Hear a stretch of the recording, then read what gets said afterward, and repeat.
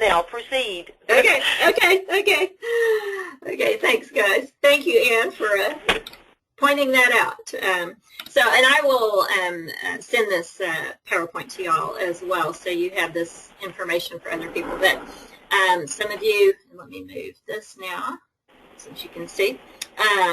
Of course, a couple of recent articles that put the cost to the healthcare system.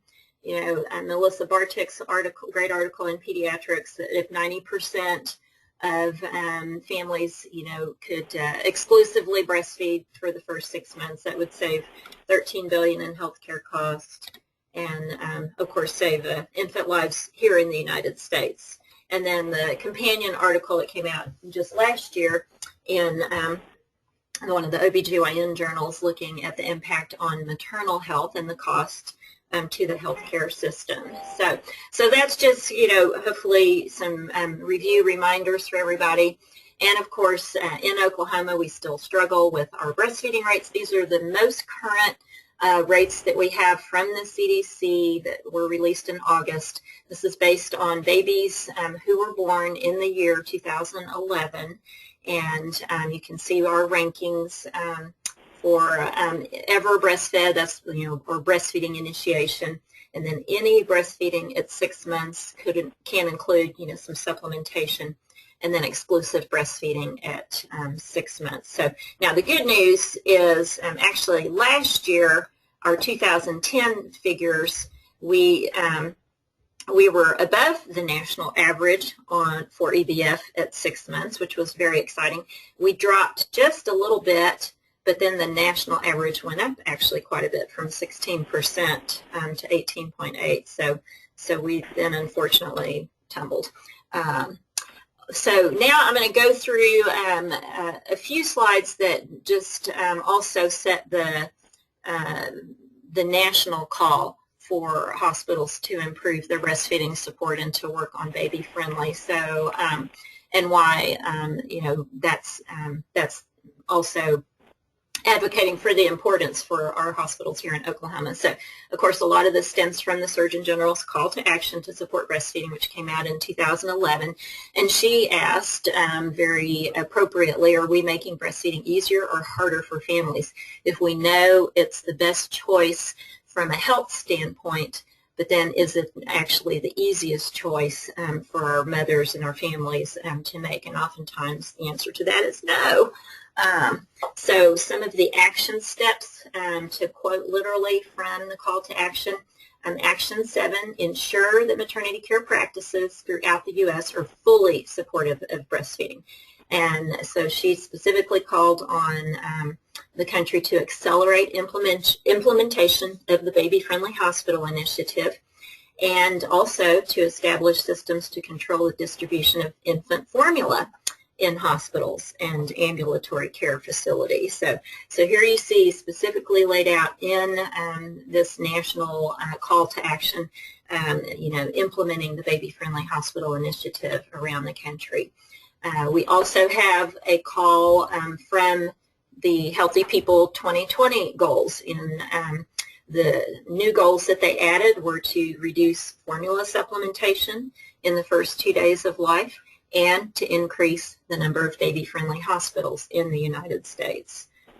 So yeah, coming from another direction.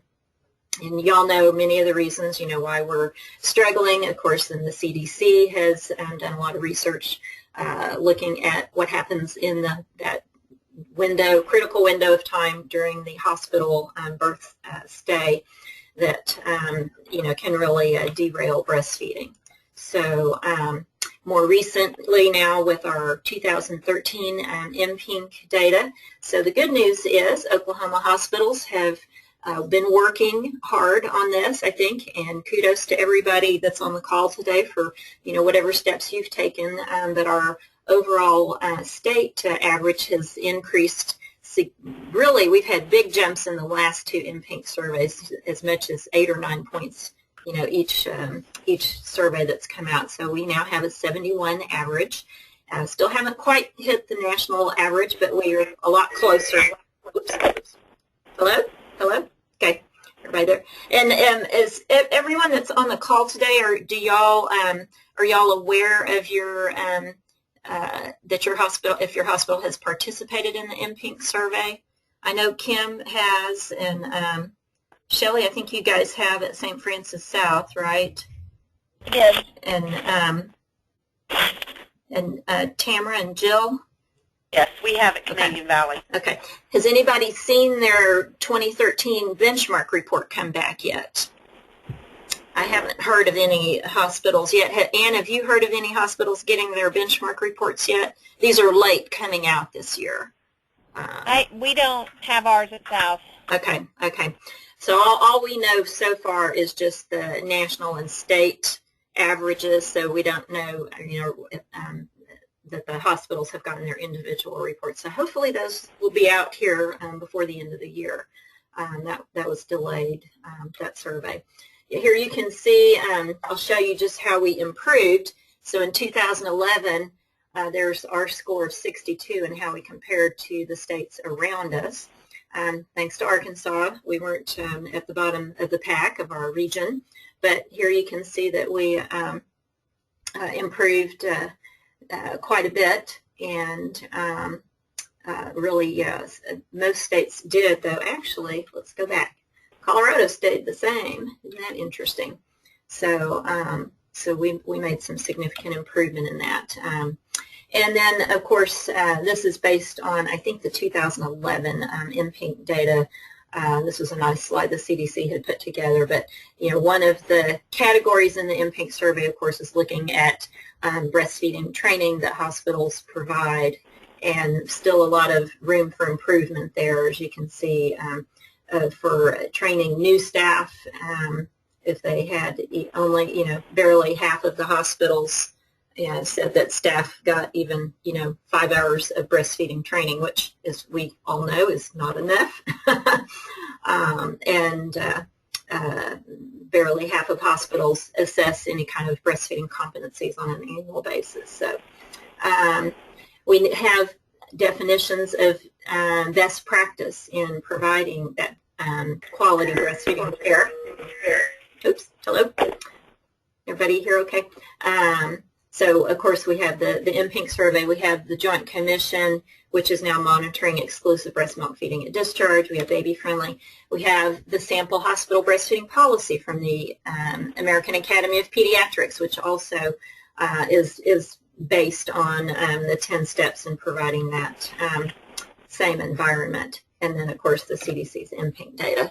So some previous publications from the CDC have commented that most hospitals in their data and their research do not fully support breastfeeding.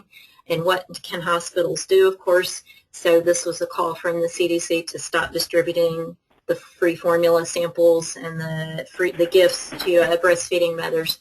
Partner with baby-friendly hospitals to learn how to improve your care and ultimately become baby-friendly. So here we go again from the CDC calls to work on this. This is a direct quote from the AAP's sample hospital breastfeeding policy, that the hospital will not provide formula marketing materials and will discourage promotional paraphernalia and marketing efforts in all areas accessible to patients. So not to say, of course the AAP is not going to say thou shalt not use formula, but even they're recognizing and drawing attention to the pervasive marketing of these products to families and patients. So, and we know that the commercial discharge bags, giving those quote free gifts, this is bad practice for all mothers and babies, whether you're sending a family home that's breastfeeding or formula feeding. We know it has an adverse impact on breastfeeding duration. We know that mothers in the middle of the night, if they're having any kind of doubts or problems with breastfeeding, they're more likely to turn to the free gift the hospital sent them home with than to call for help, even when they have a 24/7 hotline like we do here in Oklahoma. We know it increases, research tells us it increases early introduction of solids all across the board. It also increases the cost to the formula feeding families. by several $100s a year. And then if you want to just look at the ethics and patient safety factor, that hospitals aren't tracking lot numbers of the formula that's in those free gift bags. So there are formula recalls every year. So if there is a recall, you've now sent your families home with something that you have no way to notify them if that was a formula product that was recalled. So this is our current list, and I think most everybody on the call except one is on here, but I know the other one's going to work on this, so we're going to get you added soon, right? So this is our current list. 28 of our 56 birthing hospitals that are bag-free, so we're 50% on the way with this. And just to let you know, Public Citizen is a national advocacy group, and they take on a number of different issues to advocate. And last year they took on the issue of formula marketing in healthcare facilities, and they published this document. They put and was that in U.S. News and World Report or something too, where they linked the best hospitals, the hospitals with some of the best breastfeeding care and baby friendly, with whether they had eliminated formula bags. I'm not remembering what that report exactly, but in this particular report you can see they highlighted several successful strategies from different states, and looky here, Oklahoma, we made the list with our statewide efforts to help hospitals, ban the bags. So that was very exciting to be added to that list. So, of course, the other message here is that not only is the baby-friendly hospital best practice, it's not just about breastfeeding. It's about mother-baby bonding. It's about optimal infant feeding, and it's good for all mothers and babies. And we do know it reduces disparities. When we look at the differences in breastfeeding rates amongst the different racial and ethnic groups, when you have babies who are born in a baby-friendly hospital, those disparities, pretty much disappear, and you see breastfeeding rates increase all across the board. So it definitely reduces disparities. So we certainly want to see that happen here in Oklahoma. Just briefly, this is one research study a little closer to home in Colorado, where they looked at exposure to 5 of the 10 steps and found that significantly increased duration. So plenty of evidence to tell us that the baby-friendly initiative does improve breastfeeding outcomes, not just breastfeeding in the hospital, but the breastfeeding duration rates. And here, some of you may have seen this before. I show this slide quite a bit, also from some CDC research. But on this, if you look at when you have 0 of the 10 steps in place, 30% of the mothers who intend to breastfeed stop breastfeeding before 6 weeks or by 6 weeks. And so 30% of mothers who come into the hospital intending to breastfeed, and they deliver in a hospital that's not baby-friendly or has 0 steps in place, then those mothers are going to wean prematurely. As you put 1 step in place, 2 steps in place, 3 steps, all the way down to, and they just looked at 6 steps in this particular study, that premature weaning figure drops to 3%. So it definitely has a strong impact. We've seen the number of babies being born, the number of hospitals being designated, that's been rising pretty quickly in just the past 5 years, I would say, with all this, promotion and encouragement and support for hospitals to work towards this. So this is the most recent data from the Baby Friendly USA website, that we currently have 215 hospitals designated, and we have, around 25% of the birthing hospitals that are formally on the 4D pathway. So So y'all are in good company with lots of other hospitals that are working on this. And the good news is we've now gone up to 9% of births. I would say, and I think in the past 5 years since I've been citing, what percent of births happen in a baby-friendly hospital, it's gone from 3 to 9%. So that's exciting. We're still single digits. That's not so great, but good to see that number is continuing to go up. So we talked about this a little bit on the last call, and actually the third call.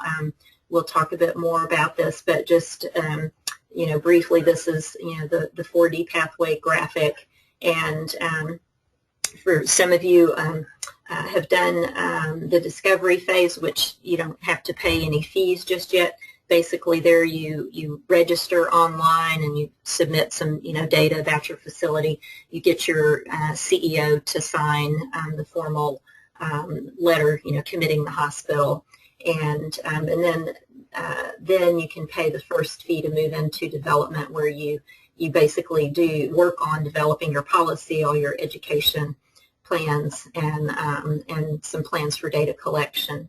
And they have a lot of tools, of course, that will help you work through those steps. And dissemination is then the step where everything that you've developed, you then start putting into place. And as you've completed your staff education and patient education, then you might start doing some audits to really see, have we disseminated all of these changes and all of these practices, and implemented the policy basically.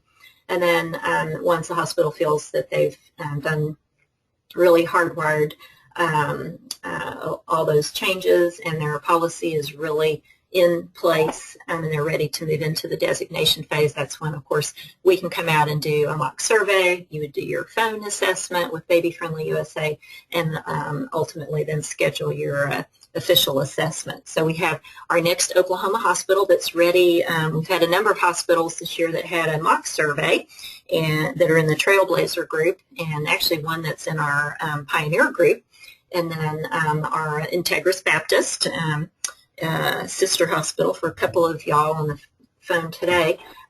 They have their assessment scheduled for mid-December. So think happy thoughts for them when that week comes along. Are we done time-wise? Okay, good. So ultimately, this is about helping mothers reach their breastfeeding goals. Did you breastfeed as long as you wanted to?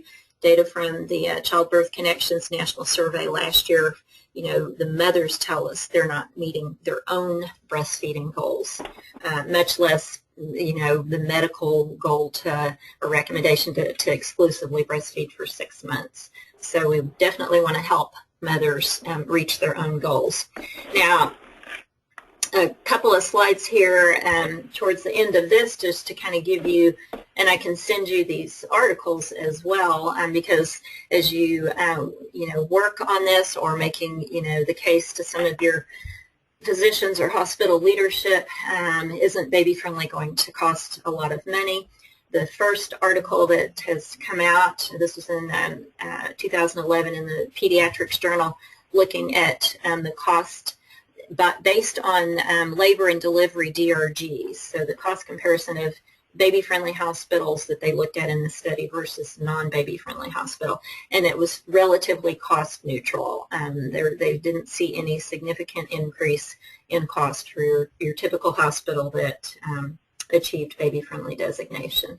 Now, a more recent one, thanks to Anne, in the Journal of Human Lactation, this just came out a few weeks ago, Eradicating Reliance on Free Artificial Milk. This was a hospital that delivers over 2,000 babies a year, and not only did they find that having to purchase formula didn't cost them more, they saw some of their cost actually decrease. So I just pulled a few quotes from that. But Anne, anything you want to speak to a bit more on that article? It was a bit odd, frankly, that article. I mean, we were a little bit surprised. They actually they saved money overall. They didn't just save on some products. They saved money overall on formula when they became baby-friendly, because it had something to do with the price of what they had been paying in Medicare originally, and then what they ended up paying eventually for everything. So a bit odd.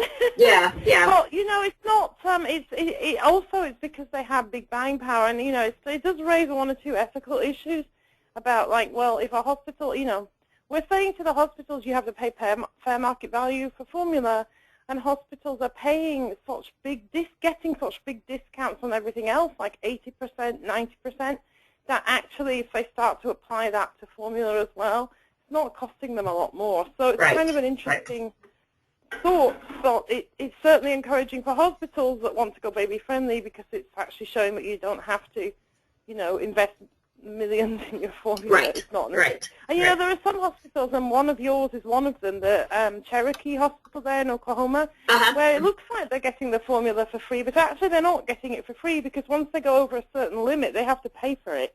And I've actually found that in another place since, so it's kind of interesting. Some of this stuff is a bit of a myth to begin with. So anyway, so that, you know, just we're seeing some other, you know, good evidence there.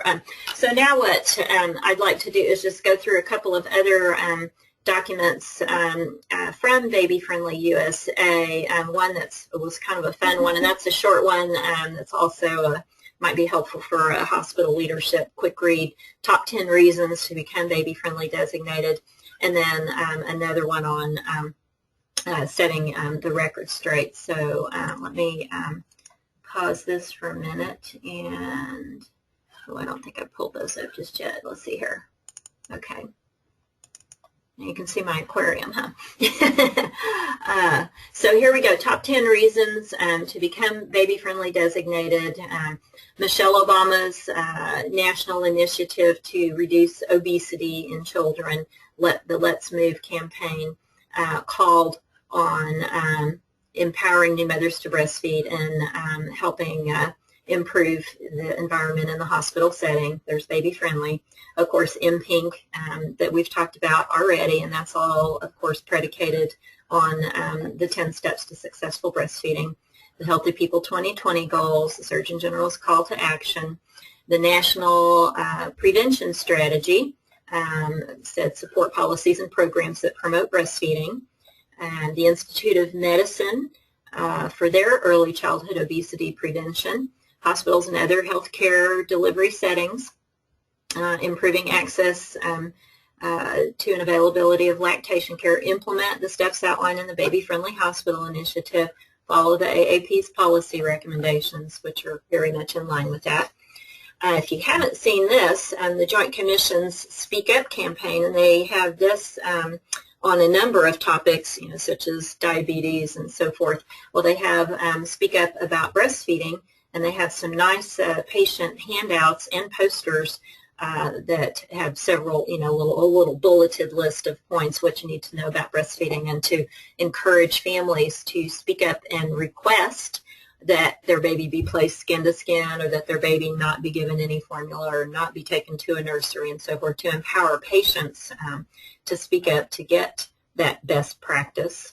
And of course, the Joint Commission I mentioned, the CDC's vital signs. I had some quotes from that already that encourage hospitals to become baby friendly.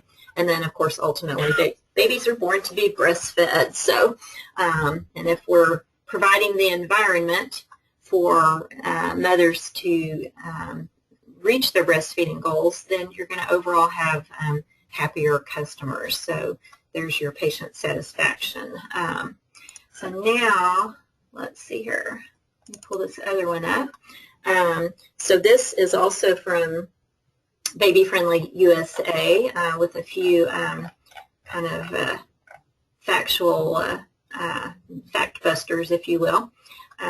So one of the myths in a baby, if you become baby friendly, you can't have any formula, and that is, of course, not true. Hopefully everybody realizes that. But baby-friendly facilities have policies in place that support optimal nutrition, mother-baby bonding. So formula is not routinely provided. Babies don't all come with a bunch of bottles of formula in the bassinet. And if mom is requesting formula, then we should be making a concerted effort to address that request, to find out why she's asking, what are her concerns. Moms are usually asking for formula because they doubt their milk production. They doubt that this breastfeeding thing is working. So it's our responsibility to provide that education to the patient. So any comments or questions on that one? I know that's one of the hardest ones, I think, is dealing with those maternal requests. Then is a baby-friendly hospital supposed to make mothers breastfeed? No, of course not. We treat all mothers with dignity and respect. We respect their choices, but we make sure also that they've made an informed choice. All too often, mothers, have chosen to formula feed and were not given any information or enough information about breastfeeding during their prenatal care. They may come in with, a lot of misconceptions about breastfeeding. So it is our responsibility to make sure that they've had appropriate education and information so that they can make an informed choice. Let's see.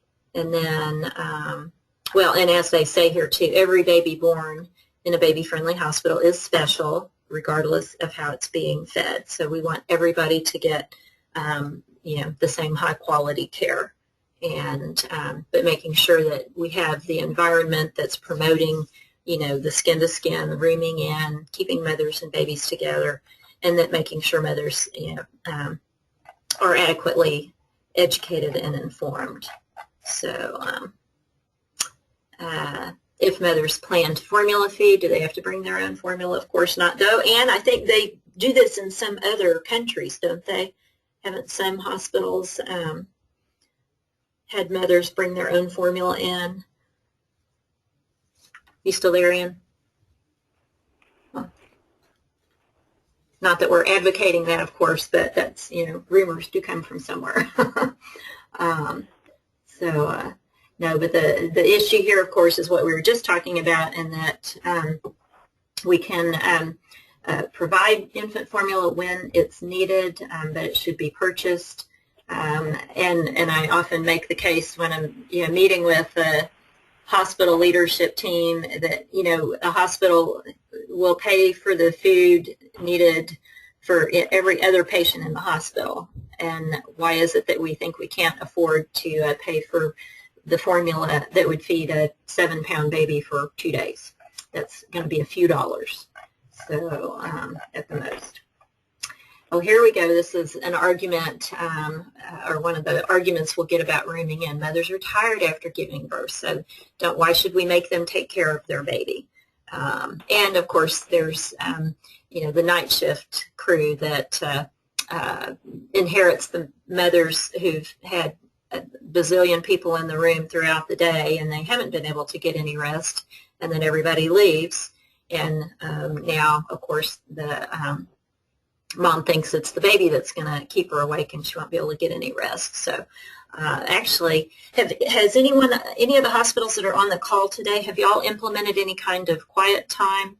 We have a number of Oklahoma hospitals that are doing that now. Yes. Hey, Becky, this is Shelley at South, and we just implemented that October 1. Okay. We're calling, instead of calling it quiet time, we're calling it the cuddle hour. Oh, that's cute. And we're doing the golden hour like Maine is doing right after delivery, but we've extended it out to postpartum, and it's called the cuddle hour. And we've got it broken down that they can do it any time, but we have a designated time from 3 to 4 in the afternoons every day. Oh, good. How's that going? Any feedback? Actually, the staff love it because it's the time where they can kind of get caught up, and it kind of keeps families from coming back. So far, it's been going pretty good. Good. So, anybody else? Vicki, this is Jill at Canadian Valley. We've been doing it for about 1.5 years now. We've been doing cuddles in the afternoons from 2 to 4, and doctors don't go in, staff don't go in. We turn the lights down. We actually have a special cuddle time menu that they can order special things like, they can get popcorn or caramel sundaes or whatever. It's just for the patients here. And patients and staff absolutely love it. So it's really been beneficial to our moms and to our staff. Oh, good, good, excellent, excellent. So, yeah, I know Baptist, Integris Baptist has been doing that. OU just started about a month ago, and they're actually trying it on both having I forgot what they call it, if it's bonding time or something, a couple of hours in the afternoon, and then a couple of hours on the night shift as well. So, I don't know, yeah, haven't heard recently how that's going. Step 9, pacifiers. Are pacifiers allowed? Pacifiers can be used during painful procedures, but there has to be a plan, process, policy to make sure that the pacifier doesn't go back to the room with the baby so that it could continue to be used. What we do find is pacifiers can just be pervasive, pop up like weeds everywhere, I think. So I think most hospitals, once they get further along on their baby-friendly journey, that end up just removing the pacifiers completely and not even, trying to use them for circumcision. So I'm not saying, that's not a requirement by any means, but definitely you have to be, pacifiers can be tricky. Anyone on the call that's done anything with pacifiers yet?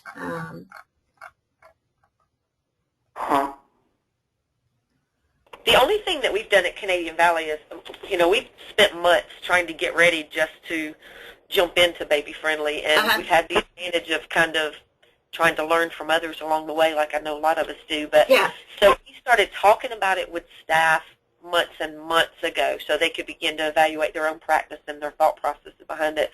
And then we started adding it to our education in prenatal classes and on our tours when parents come. And so we're just about at that place where we are, going to be ready to not have the pacifiers provided and, do the education piece. But I feel like we had to do a lot of preparation because I think that's going to be one of the hardest pieces. Well, yeah, definitely doing some preparation and making sure that, the families know ahead of time and know why. This is not to make life miserable and you're going to have a baby that's crying for the whole hospital stay. But, also having staff that's ready to teach mothers and work with families on other ways to comfort a baby that's a bit fussy or whatever, whether they're, breastfeeding or not. But I know at OU when they were going to eliminate the pacifiers, and then they kind of, pulled back from that and tried putting them just in the Pyxis. That didn't work very well because then, some nurses that weren't, fully on board with that would just come in and, load up their pockets or stash a bunch in their locker so they had pacifiers when they needed them. So you still had pacifiers showing up all over the place. And we finally, I know it had staff ask, can we just get rid of the pacifiers? It would make our jobs so much easier if we didn't have to answer, So they've just recently done that as well and haven't had any problems with that. Now, another big question with baby friendly, of course, is the staff education requirement. So, and how many nurses, or do you have to have lactation consultants and that sort of thing? Baby friendly doesn't require that you have to have lactation consultants on staff. In fact, when baby friendly comes to do an official assessment, they won't even want to talk to your lactation consultants because they know they are going to know all the answers. So it's about the bedside nurse and what's happening, in the room with the mother. So certainly, so they're not going to ask if you do, they'll find out what your hospital environment is like, but they don't require that you have to say do mother-baby care or anything of that nature. Of course, many hospitals, as they work towards this, find out that, maybe that's the direction they want to go anyway, but it's not an absolute requirement for baby-friendly designation. And do you have to have a certain number of steps in place? No, you don't have to have any steps in place at all to start your 4D pathway. Now, with so many different initiatives going on and other, efforts in various states and the MPINK survey and a number of things like that, I think what hospitals do find is when they are ready to tackle baby friendly, that they do actually have some things in place. It's not as bad as they might think, or as hopeless. So, and I know when I do site visits and stuff, you find out that there are actually, a number of things that the hospital is already working on. Maybe some steps aren't as solidly in place as they would like, but, they're working on, skin to skin or something, and trying to improve the process and make that more consistent. Baby friendly, when you get a baby friendly assessment, it's all about consistency. So when they look at the 10 steps and they look at, the multiple little pieces under each step, what they're looking for is at least 80% compliance. So they don't expect 100% on anything.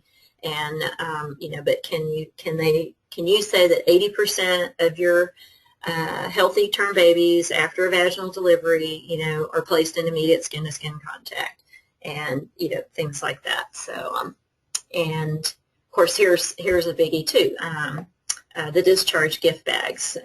Well, as I said, most of you on the call today have eliminated the bags. Did anybody find that that was a really hard thing to do when you took that step? Anybody have any big complaints when you ban the bags?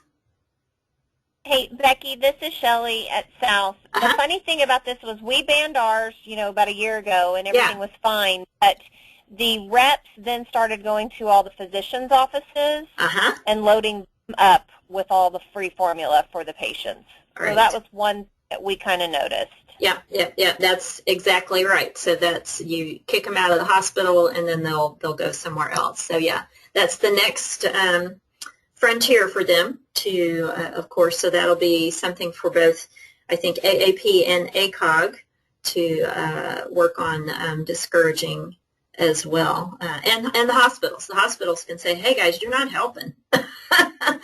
You're just undermining all the hard work that your hospital partner has done to, improve our breastfeeding outcomes. So, help us out here, guys. So that's, Becky, can I ask you a question about that? Yeah, sure. Is there some kind of requirement in the baby-friendly process about hospital-associated physicians and what requirements from their office, or is this specifically about what goes on in the hospital? It's mostly specifically about what goes on in the hospital, though step 3 is the prenatal ed piece. So, and that's a great question these days with so many, there's so much in flux with the Affordable Care Act and the way hospitals and physicians are partnering and different agreements and so forth. And some hospitals now are even hiring, hospitalists, OB and neonatal hospitalists that, are paid by the hospital and work, mainly strictly in the hospital. But as far as the clinic setting, Baby Friendly now has a questionnaire to help hospitals kind of navigate how step 3 is going to apply to them, because typically what they've said is if the hospital pays the salary of the physician, then they're going to go to that OB, not pediatrics, but if they're going to go to that OB clinic and interview the pregnant patients in that clinic and ask them the questions that would fall under step 3. Or if the hospital, maybe they don't pay the physicians, but they actually have a financial arrangement where the hospital manages the clinic and the physicians, just are provide, come and see the patients. So an example of that is at OU and probably at a number of other academic medical centers where you may have a resident clinic that the hospital runs the clinic, and then residents, come through the College of Medicine or whatever. So, but in many places it may be that if the hospital is actually, that's one of the questions, paying the salary, but it's gotten more complicated now. And I know for the Integris system, or for Integris Baptist, that was a big question, because if on the outside, if all the marketing that the hospital and the physician team does, and you see the commercials about Integris Health, and that they're so tightly related that everybody assumes, that the hospital kind of, controls the physicians. So I know they told Baptist that they were going to go, to one of their clinics.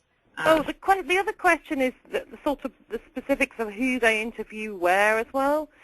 So, like, if you, everything Becky said is correct.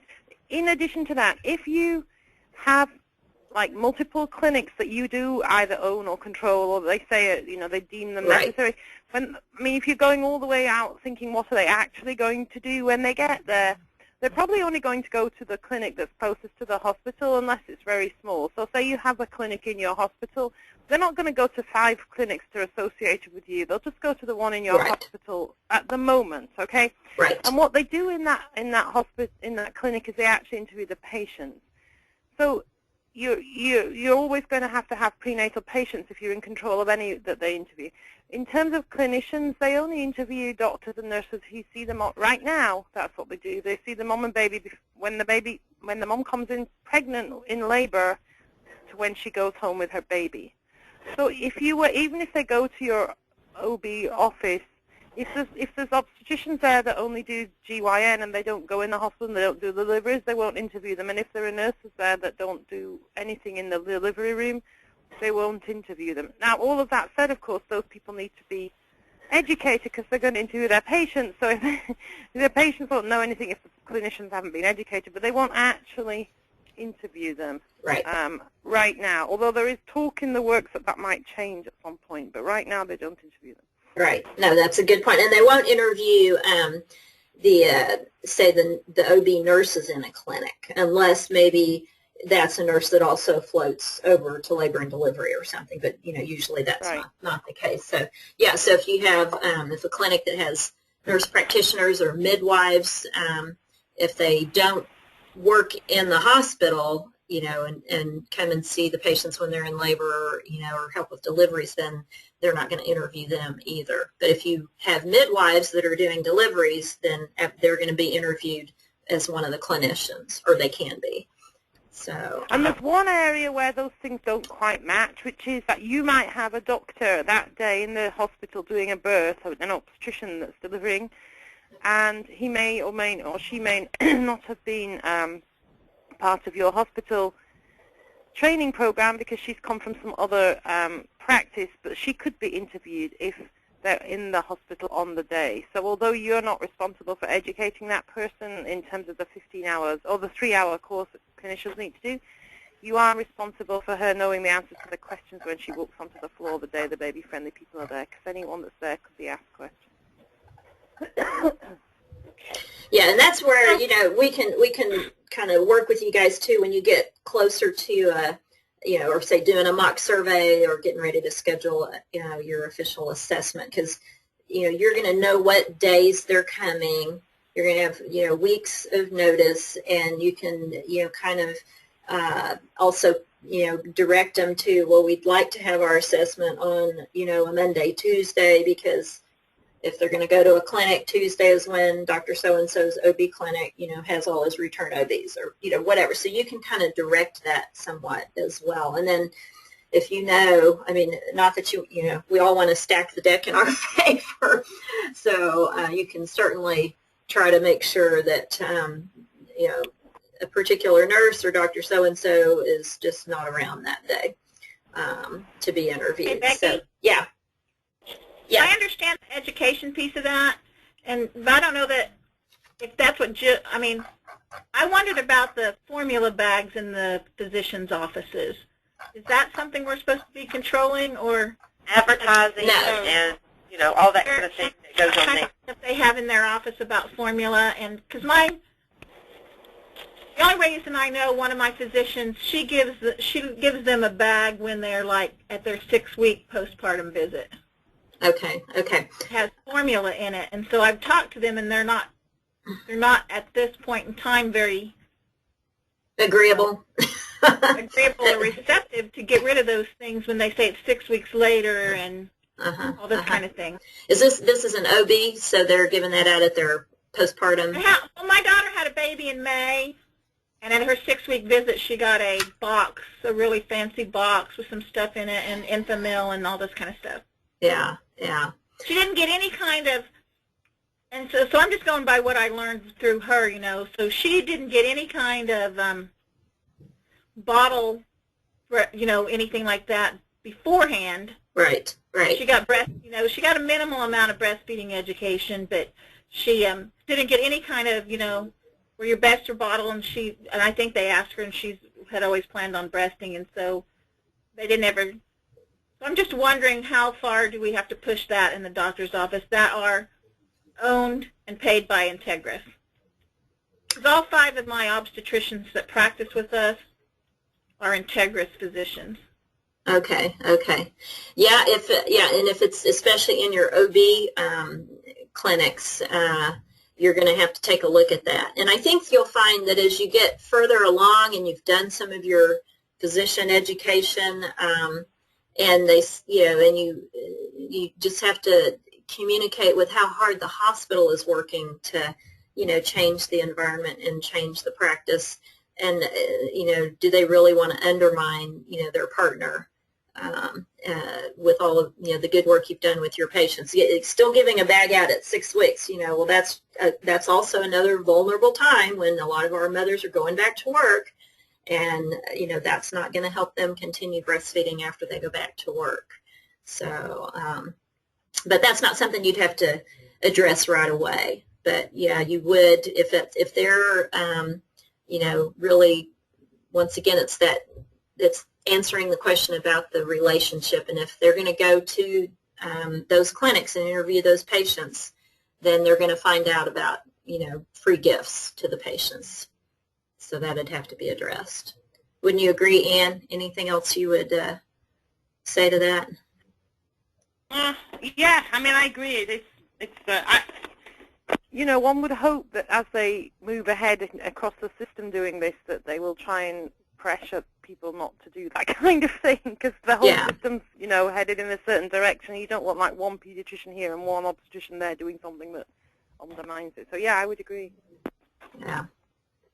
Well, guys, I know we got a bit late start there, so thanks for everybody's patience. And, yeah, that's really the end of the information today. Now, we do have the third and final of these orientation calls for the Explorer group. That's tomorrow. And let me make sure. I can't remember if it's at the same time, at 10 o'clock or 11. Yeah, it's at 10 o'clock tomorrow. So, and we'll kind of talk about some first steps. We'll talk about doing the picking something, you know, to do a PDSA on as well. So, but any other questions that anybody, and you may, as you think of questions, you can certainly bring those up tomorrow as well. I had a couple of quick questions. Yeah. You may come hold these for tomorrow. One question was, I know that when I've talked a little bit with our Abbott rep, and she's been through this with some of the other hospitals before, she keeps saying that we can have items that say Abbott, Abbott or Abbott Nutrition, they just can't say Similac. Is that true? You have items that have names on them. I'm sure your Pampers says Pampers on the box, right? It doesn't. It's that you have to pay for it that's the problem, and you can't give out free stuff. So no one's going to tell you have to take all the labels off the formula. Yeah. But they can't be going around. No, I think I'm thinking about, you know, I mean, they give sometimes free samples of stuff. Not like no, formula, you can't. you know. No, you can't. Yeah, well, free nutrition either. Yeah, free samples, no. And then if it's any kind of written information that might go to a patient, you want that to be objective, evidence-based information. So you wouldn't want any handouts coming from, whether it says Similac or Abbott on it. Okay, now if it's stuff, sometimes they give us, like, one of the examples I can use is the tape measures that we've always used to measure our babies, and then the parents want to take them home. Those say Abbott Nutrition. No, you need to get rid of those. They cost about 5 cents each if you buy them on the open market. You can't have that. You can't have it. It's all the same stuff. It doesn't matter what it says on it. I mean, the point isn't, you could make the argument back to your formula person that, as you understand it, because this is true, the point isn't that you kind of switch one form of advertising for another. The point is that in the hospitals in general, there's a lot of pressure not to use any kind of advertising of particular brands or products or take any free samples, and it has to do with a much broader area than just breastfeeding. There's all this stuff from the IOM and everything. So that's the point, that you're not to be advertising stuff by giving out things to patients that has names on them. Right, because that has there's an implicit endorsement by the hospital for that brand or for that company. So regardless of what product it is, especially My one last question, and you may tell me this, you're going to cover this at a different time, but I am trying my best to figure out how we are supposed to gather data for the 6 months breastfeeding. How in the world do you find out if they're still breastfeeding at 6 months? Oh, that's hard. A lot of hospitals don't do that, and Baby Friendly is not going to expect you to have that information. Okay. So, what all that you can control is the data. What happens in your facility, and that should be in the medical record. You can get your, breastfeeding at discharge, or were they exclusively breastfeeding at discharge. The only way you could really gather 6 months data is by either calling or sending, a survey, some way to contact patients after discharge, and that's very difficult. And I don't know. Required. I'm not going to do it, but I thought it was required. No, it's not. That's not required. It's nice. It's nice, but it's not required. So, yeah, no, my only question was going to be, why are you trying to get that data? Yeah, I think it's nice, but why are you trying to get it? It's not something you have to do, so don't worry about things you don't have to do. Yeah, you'll have enough to do. And if you needed anything, we can always go to the health department and get maybe some more current Oklahoma data, but even some of that from the Pramsgram surveys is we don't have, for example, exclusive breastfeeding at 6 months, because that's not on the Pram survey. We can tell you if they exclusively breastfed through 8 weeks, for example, but even that's hard to get statewide. So okay, thank you. Oh, you're welcome. Anybody else? Any other questions? I know we've gone past the hour a bit, but I'm happy to stay on and answer any other questions, or you guys, I know we'll have other things to do, and we'll be in touch tomorrow. So thanks for hanging in there with us while we sorted things out. And actually, I will double check for tomorrow, because we may have had the same thing. So be looking for an email that has the correct GoToMeeting link in it for tomorrow's call. So, all right. Thank you. All right. Thanks, guys. All right. Thank you. All right. Bye-bye.